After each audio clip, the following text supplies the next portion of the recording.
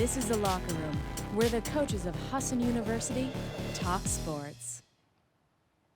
Hello and welcome to The Locker Room. I'm sports journalism major Jacob Keller, and joining me today is Husson men's basketball player Charlie Katsiaficas.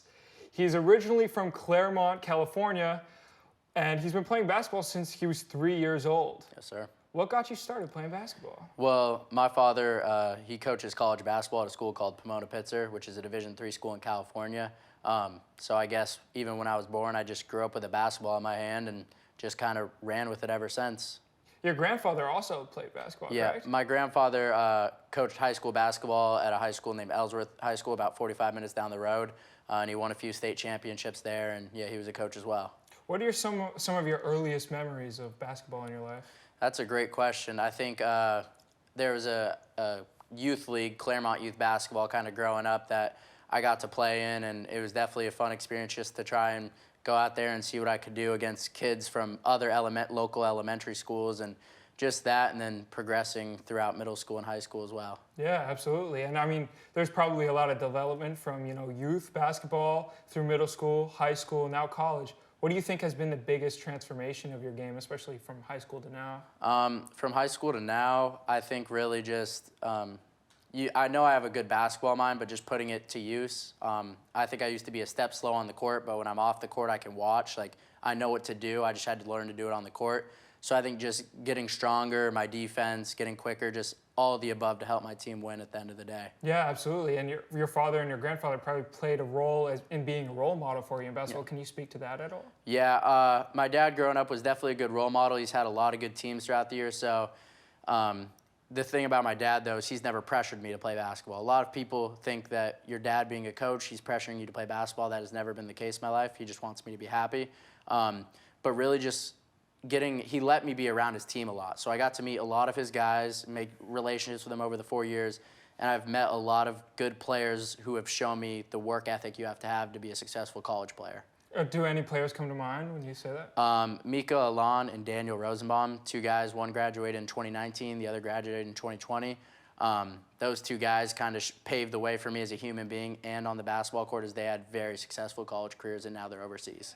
Awesome. And now, taking it back a little bit more, back to high school, you had nearly 200 points in your high school career. Can you tell me a little bit what kind of that training looked like, at least in high school? Well, I'll break it down. So my freshman year, I played on the freshman team, whatever. My sophomore year, they moved me up to varsity along with one other sophomore, and it was kind of a year to learn and everything.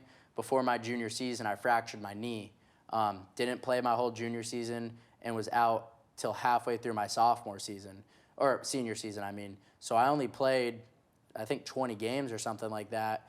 So it was definitely a rough recovery road, and coach kind of just threw me into the fire once I got healthy. But I think just playing the end of my senior year was just a blessing because I got to do everything I could. Yeah, and you played that basketball in California, as I mentioned, and then you moved all the way to Maine, across the country entirely, to play basketball. Can you run me through that choice and that decision? Yeah, I knew I wanted to get out of California. That was probably my main goal because California is just such a different state than anywhere else in the country, whether it's weather, the people, the prices, anything. So I knew that whatever profession, when I want to become a basketball coach, I know that I needed to get out of my comfort zone and go somewhere with different weather, different people to give me a new experience because I don't know where life is going to take me. Yeah, so you wanted to get out of California, but what made you choose Husson? It's a great question. I think my recruiting process was pretty late due to my injury. Not a lot of coaches I couldn't give any coaches any film outside of my freshman year of high school. So they were kind of like, we can't commit to this kid. But I think it was just a good school. I toured the campus. I had a couple other places that I toured as well, but just the campus, everything about it, the close proximity. I have some family in Ellsworth as well, so I think that was a jump for sure. Yeah, and now as a college athlete, what's it like balancing academic, personal, and that athletic life? Yeah, so I'm a sport management major, which is part of the business school here. I think I balance it very well. I take some online classes along with my in-person classes to balance everything out. So I have a lot of time during the day to either work on my game or get my studies done. I live with two guys on the basketball team, Jerry Grissom and Gil Matondo. So I'm with them almost all the time during the night because we live in a suite together. And even if we're just hanging out after the team, getting food, whatever. But I think my social life comes from basketball for the most part. That's awesome. All right, and Charlie, thank you for joining us today. I'm Jacob Keller, and that's going to be all for the Locker Room.